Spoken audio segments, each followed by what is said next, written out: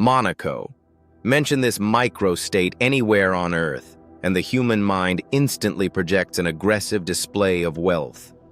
Superyachts docked in Port Hercule, roaring multi-million-dollar Lamborghinis on the Formula One hairpin turn, and the legendary Monte Carlo Casino glowing under the Mediterranean sky. But beneath this heavily curated billionaire playground marketing lies one of the most logistically hostile, financially predatory, and psychologically isolating environments for an ordinary traveler. Welcome to Before You Go, Travel Official. Today, we are stripping away the glamorous Hollywood layers of the world's second smallest nation. We are delivering your comprehensive, data-driven, smart survival intelligence, breaking down the covert economic traps, the hidden police state regulations, the menuless financial extractions, and the hyper-local street food secrets that 99% of tourists fail to calculate before stepping off the train.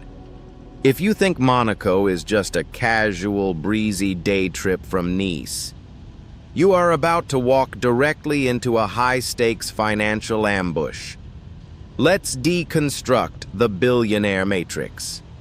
The initial deception begins the exact moment you transition into the principality. Most global travelers assume a standard geographic layout.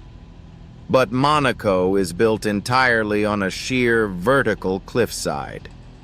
It is a chaotic, multi-tiered concrete labyrinth. When you exit the Gare de Monaco Monte Carlo train station, you are not stepping onto a traditional street. You are standing deep inside a mountain. The human brain naturally miscalculates the distance between major highlights like the Prince's Palace on the Rock and the Casino Zone. While they appear closely connected on a standard flat digital map, navigating between them requires climbing endless, exhausting staircases, searching for hidden public elevator shafts, and walking through suffocating underground pedestrian tunnels. If you carry heavy luggage or fail to study the map of the 7 public mechanical lift networks, you will be physically exhausted within 2 hours, completely trapped in a vertical maze while surrounded by high-speed, exotic traffic that has zero tolerance for pedestrians. This structural bottleneck directly feeds into the principality's aggressive transport extraction. Uber and external ride-sharing applications are strictly banned from picking up passengers inside Monaco's borders due to intense protectionist laws shielding the local taxi cartel. If you open your phone expecting a cheap $15 ride, the app will freeze or deny access. Your only options are the heavily marked-up official Monaco taxis, which impose a mandatory minimum baseline fare of $20 to $25 just to drive you 3 blocks. Furthermore, if you make the mistake of driving a rental car from France into Monaco, you enter a financial nightmare. Street parking is practically non-existent and strictly reserved for residents. The underground parking cartels, like Parking du Casino or Parking des Pêcheurs, charge fahish hourly rates. And if your vehicle exceeds the strict European compact size limits, you will face immediate blockades at the automated gates. This brings us directly into the most dangerous financial trap of Monte Carlo, the menuless extortion. When walking past the Parıltılı outdoor terraces of iconic cafes surrounding the Place du Casino, the atmosphere feels intoxicating. You will see influencers and tourists casually sipping beverages, creating the illusion of a standard European cafe culture. Do not sit down blindly. Many of these premium establishments purposely do not display physical menus with prices at the entrance, or they utilize digital QR codes that hide the true cost of basic fluids. Ordering a single standard espresso or a small bottle of mineral water at a high-end spot can effortlessly result in a $25 shock on your final bill. The local waiters are highly trained in psychological manipulation. They will offer premium brands of water or additional snacks with a polite smile, treating them as complimentary, only for you to discover they are heavily monetized line items on a non-negotiable receipt. Even the historic crown jewel of the state, the Monte Carlo Casino, operates on a highly commercialized deception. Pop culture and cinema depict this venue as an open, ultra-exclusive enclave where anyone can experience the James Bond lifestyle. The reality is highly clinical. The casino is structurally divided into two distinct zones. The outer atrium is a noisy, crowded tourist trap filled with basic slot machines requiring zero dress code, but charging a mandatory entry fee just across the threshold. If you want to witness the legendary high-stakes table rooms seen in movies, you must pass the aggressive gatekeepers of the salons privés. This requires a strict, formal dress code, meaning jackets for men and absolute ban on casual footwear, combined with an additional premium admission tax. If you fail to meet these visual codes, you are publicly turned away at the door, having wasted your capital just to stand in a glorified, commercialized lobby. Because hotel rooms in Monaco face a severe geographic bottleneck, routinely averaging $700 to over $1,000 per night for basic accommodations, 95% of travelers choose to become day trippers, arriving by train from Nice, Menton, or San Remo and departing before midnight. Monaco's economy is fully aware of this demographic pattern, and it has engineered an intricate, silent economic system designed to punish the daytime tourist. Public restrooms throughout the tourist zones are heavily monetized or locked behind digital paywalls. Supermarkets like the Carrefour inside the Monaco Fontvieille shopping center are intentionally hidden deep within residential underground complexes away from the glamorous coastline.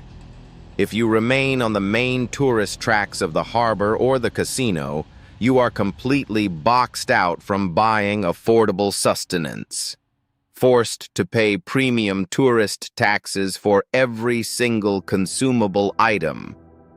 But a smart travel guide won't let you go hungry in the world of billionaires.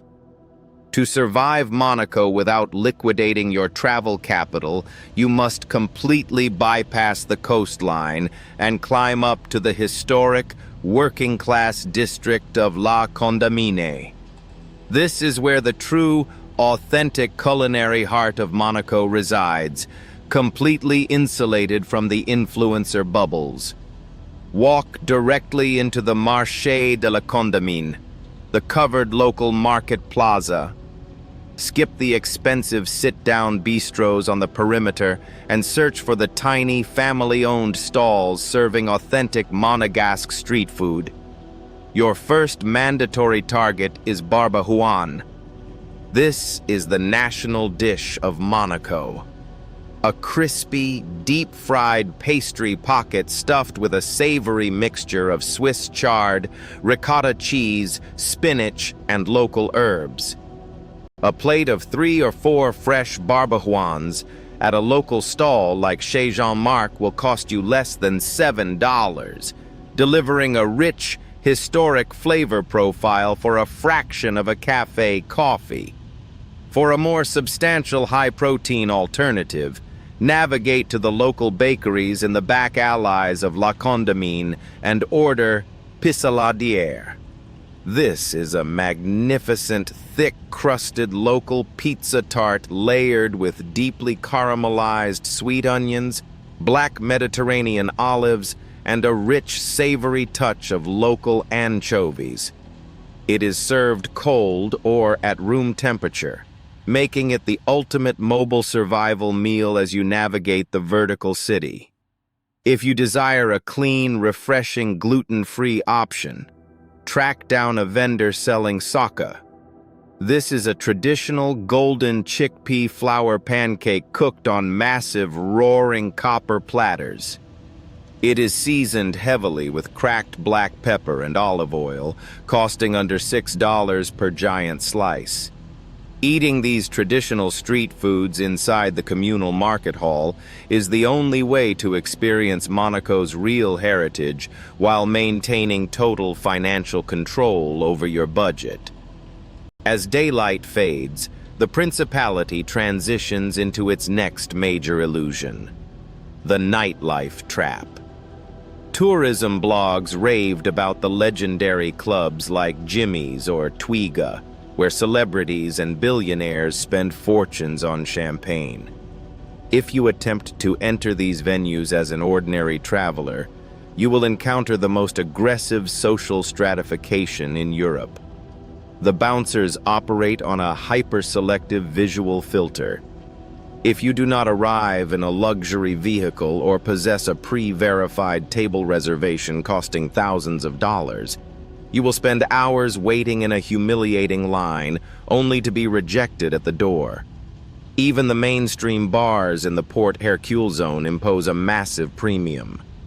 A single casual beer or basic mixed drink routinely crosses the $25 threshold, with prices scaling upward automatically as the night progresses. There is no casual, laid-back nightlife here. It is a highly calculated theater of financial status. What the shiny marketing brochures completely conceal is that Monaco is a hyper-supervised, militarized police state. The principality has the highest police-to-population ratio in the world, with 1 officer for every 100 residents. The entire country is blanketed by a 24-hour, high-definition facial recognition camera network linked directly to a centralized command center. While this makes Monaco incredibly safe, it also means your personal freedom is strictly monitored. Monaco enforces aggressive, conservative public conduct laws that tourists routinely violate. Walking through the streets barefoot, wearing swimwear away from the microscopic Larvato beach, or walking around shirtless will result in immediate interception by armed carabinieri officers. You will not receive a polite warning. You will be hit with an immediate, non-negotiable municipal fine or escorted directly to a police station. The system is engineered to protect the visual aesthetic of the billionaires, not to accommodate the casual comfort of the global traveler. Monaco is undeniably an engineering marvel and a fascinating case study in hyper-capitalist luxury. The sheer scale of the Mega-Yachts and the clinical cleanliness of the historic streets are entirely real.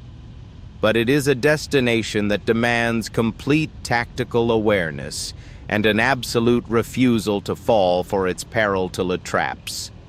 It is an artificial bubble designed to extract wealth from the unprepared while keeping the ordinary citizen on the outside looking in. By understanding the vertical infrastructure traps, bypassing the transport cartels, avoiding the menuless cafes, and anchoring your survival strategy in the local markets of La Condamine, you can crack the Billionaire code. Experiencing this legendary principality structurally, safely, and entirely on your own terms.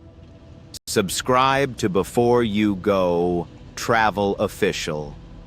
Hit that notification bell right now and let us know in the comments below.